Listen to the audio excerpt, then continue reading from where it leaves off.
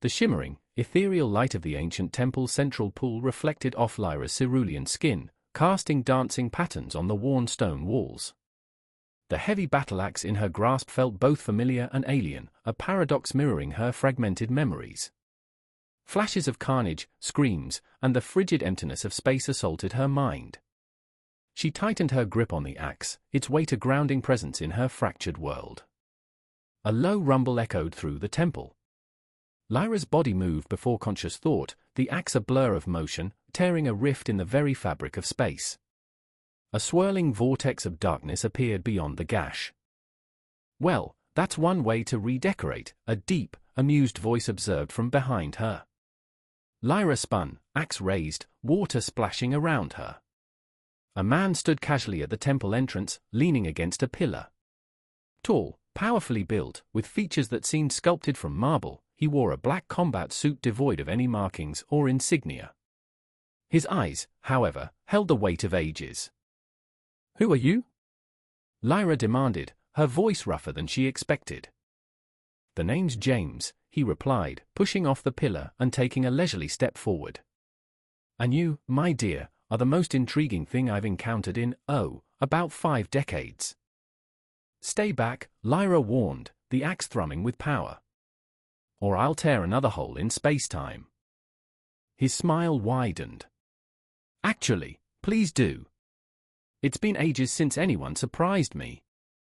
A shard of memory pierced Lyra's mind, bodies drifting in the void, a burning fleet of ships. She stumbled, the water suddenly icy against her skin. Jane's expression softened, concern replacing his playful demeanor. He closed the distance between them with impossible speed, catching her elbow. "Easy there, beautiful. Those memories, they're usually the worst part." Lyra pulled away from his touch. "How did you move so fast?" He shrugged. "Same way I found this delightfully creepy temple on a supposedly uninhabited moon. I'm very, very good at what I do." His gaze traced the contours of her face, lingering on her lips.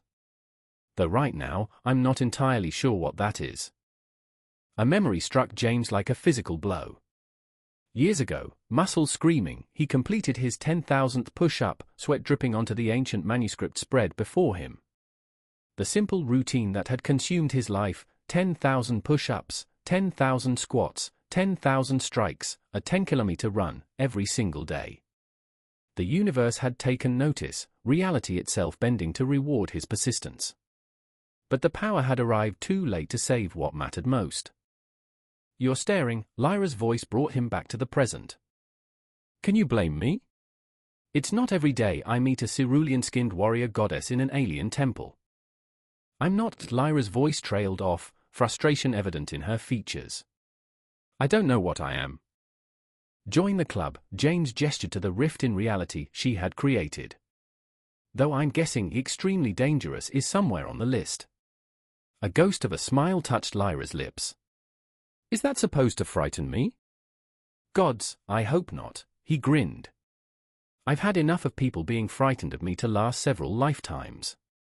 Literally. The water around Lyra's legs began to glow, responding to an unseen energy. She raised the axe again, but this time it wasn't aimed at James. "Something's coming," she whispered. Indeed, James' casual air vanished, replaced by an aura of power. "Your past, I believe. And it's not particularly friendly." The temple walls trembled as multiple ships entered the moon's atmosphere. Lyra's grip tightened on her weapon, but James noticed the slight tremor in her hands, the fear she tried to mask with her warrior's stance. "Tell me," he said softly, "would you like to find out who you really are?" Their eyes met across the glowing water.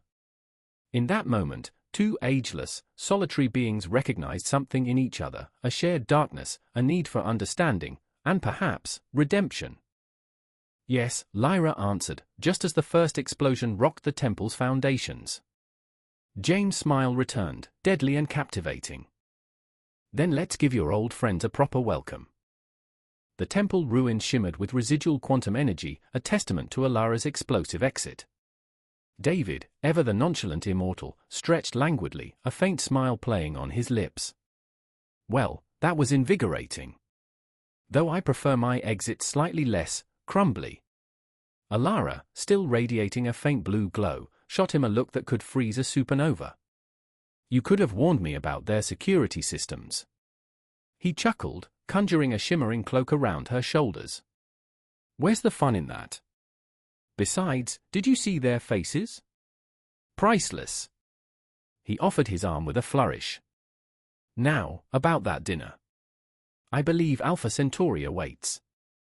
As they stepped into the quantum stream, Alara couldn't shake the unsettling feeling of being watched. David seemed oblivious, chattering about the culinary delights that awaited them. His sanctuary, nestled within the heart of a dying star, was even more extravagant than the temple. Crystalline walls showcased the swirling solar flares, a mesmerizing backdrop to their increasingly surreal conversation. Alara, still reeling from the fragmented memories of her past, found herself captivated by David's casual arrogance, his effortless command of reality. He offered her a glass of sparkling starlight, a concoction that shimmered with impossible colors. To new beginnings, he toasted, his eyes holding hers with an intensity that sent a shiver down her spine.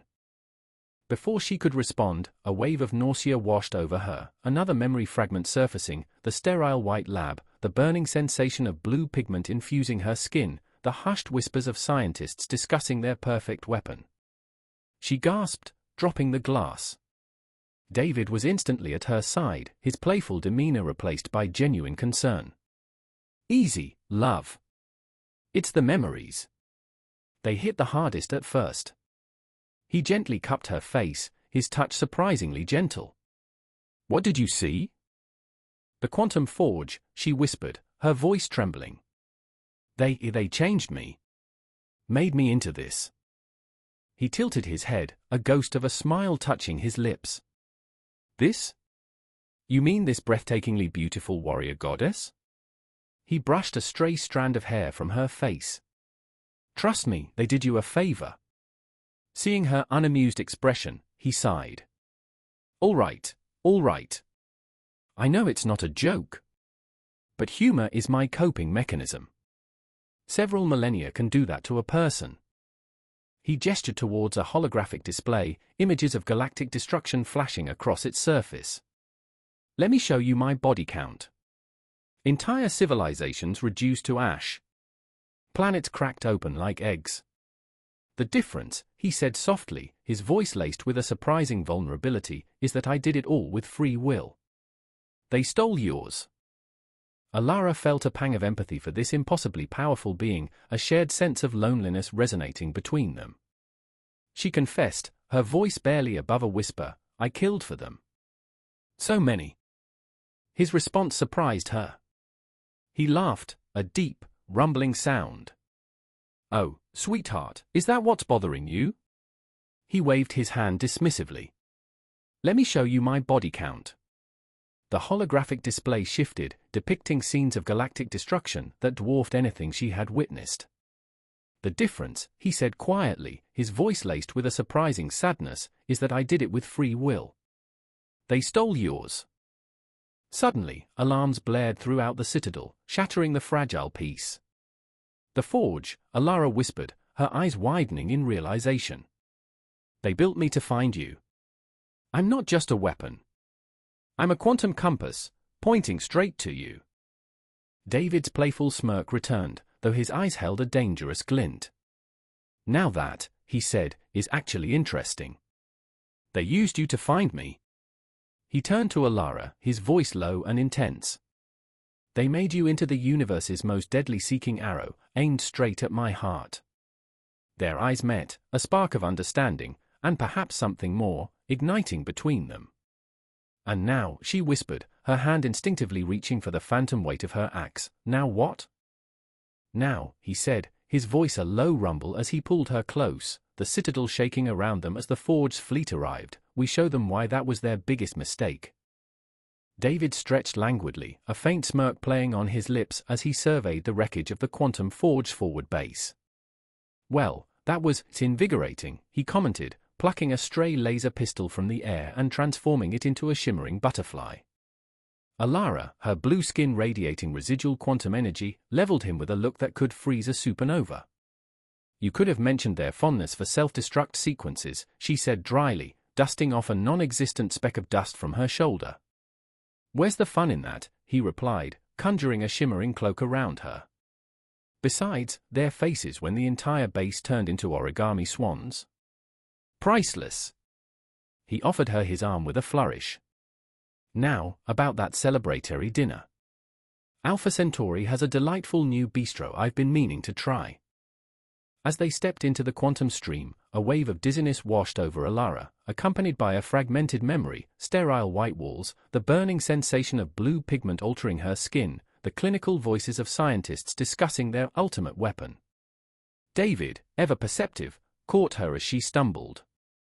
Easy, love. It's the memories.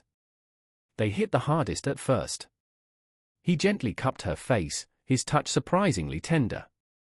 What did you see? The forge, she whispered, her voice trembling. They changed me. Made me into this. He tilted his head, studying her with an intensity that sent a shiver down her spine. This? You mean this breathtakingly beautiful warrior goddess? He brushed a stray strand of hair from her face. Believe me, sweetheart, they did you a favor. Seeing her less than amused expression, he sighed. All right, fine, I know it's not a joke. But gallows humor is my coping mechanism. A few millennia can do that to a person. Let me show you my scrapbook. He waved his hand, conjuring a holographic display filled with images of galactic upheaval and destruction. Let me show you my achievements. Entire civilizations restructured. Planets remodeled. The difference, he said quietly, his voice laced with a surprising vulnerability, is that I did it of my own accord. They took your choice.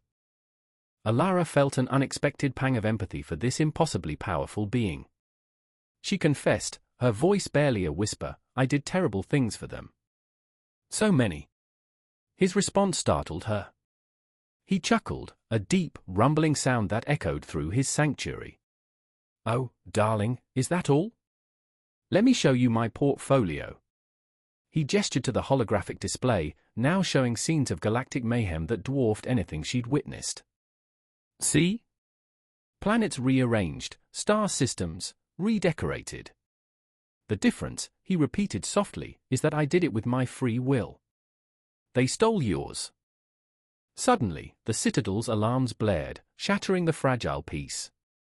The forge, Alara whispered, her eyes widening with dawning comprehension. They didn't just build me as a weapon. I'm a quantum beacon, designed to find you. To lead them straight to you. David's playful smirk returned, his eyes now holding a dangerous glint. Well, now. That's intriguing. They used you to find me. He turned to Alara, his voice low and intense. They made you into the universe's most elegant guided missile, aimed straight at my heart. Their eyes met, a spark of understanding, and perhaps something more, igniting between them. And now, she whispered, her hand instinctively reaching for the phantom weight of her axe. Now, he said, his voice a low rumble as he pulled her close, the citadel shaking around them as the forge fleet arrived, we show them why that was a very, very bad idea.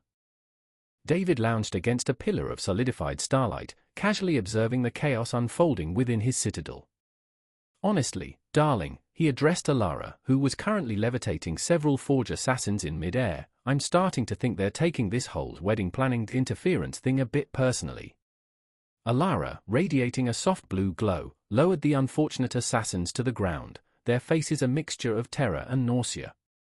Perhaps, she replied dryly, they simply object to the happy couple redecorating their flagship with quantum orchids. David chuckled, conjuring a shimmering bouquet of the aforementioned flowers and presenting it to her with a flourish. A touch of whimsy never hurt anyone.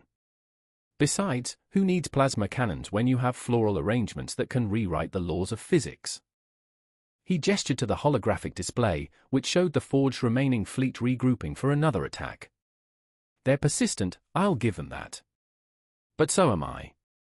A memory flashed through his mind, a younger, weaker David, struggling through his 10,000th push-up, driven by grief and a burning desire for revenge. "You know," he said to Alara, his voice quieter now, "I used to think power was the answer. That if I could just bend reality to my will, I could fix everything.